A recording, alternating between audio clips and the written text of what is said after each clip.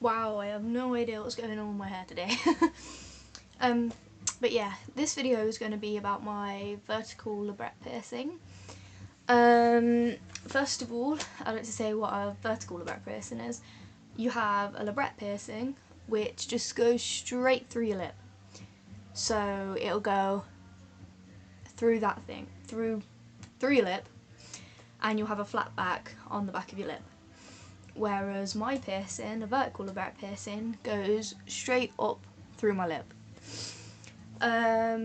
I've had it now for, I'd say, about since December the 27th, so about 7 to 8 weeks. I got it pierced in a Blue Banana store in Coventry, a day after my 16th birthday.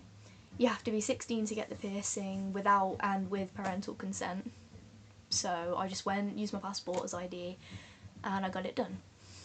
How much did it cost? Well, if it was a regular lip piercing, I know people who have had theirs done from around between £20 to £25 depending on the store that they went to.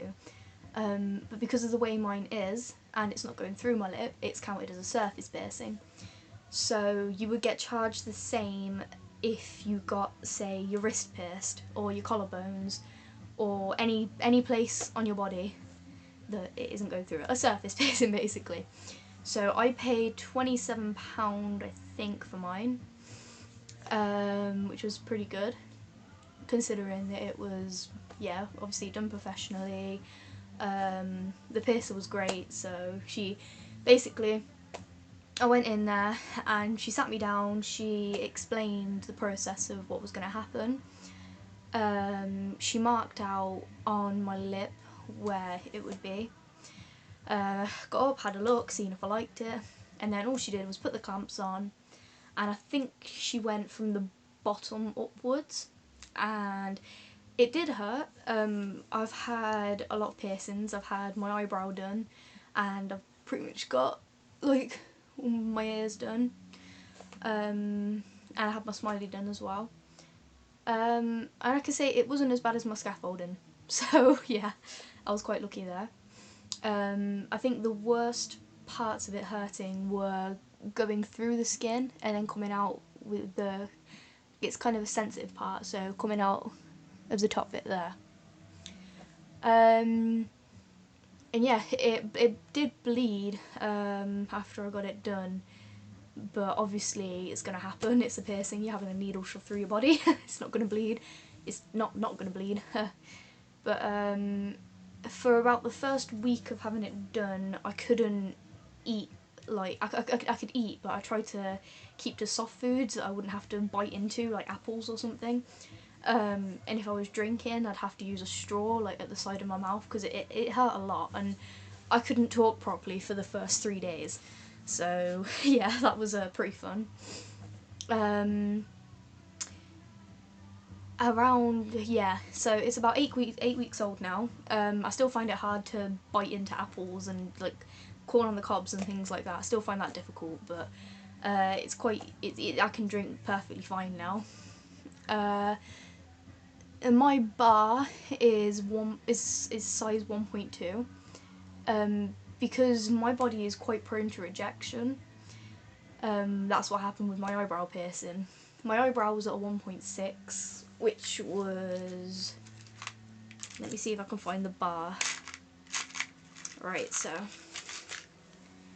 this was my bar for my eyebrow, which was 1.6, and you can kind of compare it to the size of my lip, which is a 1.2, so I didn't want a 1.6 because I figured the bigger it is, the more chance for me I had of rejection, because a lot of my piercings have tried to reject, but most of all I've managed to keep in. How do I take care of it? Every day when I wake up, and then before I go to sleep, I clean it with salt water, and I clean the entrance and the exit of the piercing. Because I got it pierced at Blue Banana, when I get like a little, whenever you get a piercing you get like a little care pack, which says how to clean your piercing, and they've now started giving you like actual bags of the salt to use. and they give you little bottles like this, which is it says 5% tea tree oil and almond oil, and basically that's used to kind of aid the scarring, because I don't know if you can see, but there is the scar from my eyebrow piercing, which would have been a lot worse if I hadn't have used the tea tree oil. So yeah, that's basically all I've got to tell you. What would I advise with getting it? It definitely have something to eat beforehand, because you're gonna enjoy that last meal before it's very difficult to eat. And also, if you're prone to passing out, then I suggest having a drink and all of that usual passing out stuff. But other than that, I'm really happy with it. Yeah, so that's it. Oh, and you have to keep it in for 12 weeks until you can change the bar. So I've still got about another month or so until I can change the bar, but I'm not sure if it'll go to a shorter one or not, because I quite like this length. Right, so thank you guys for watching my videos. If you've got any other requests of any piercings I could give advice on, or previous ones, or ones that I know about, remember that I'm not a professional. Just putting that out there so I don't get in trouble. But yeah, I hope you've liked it, and thank you. Like and subscribe. Bye!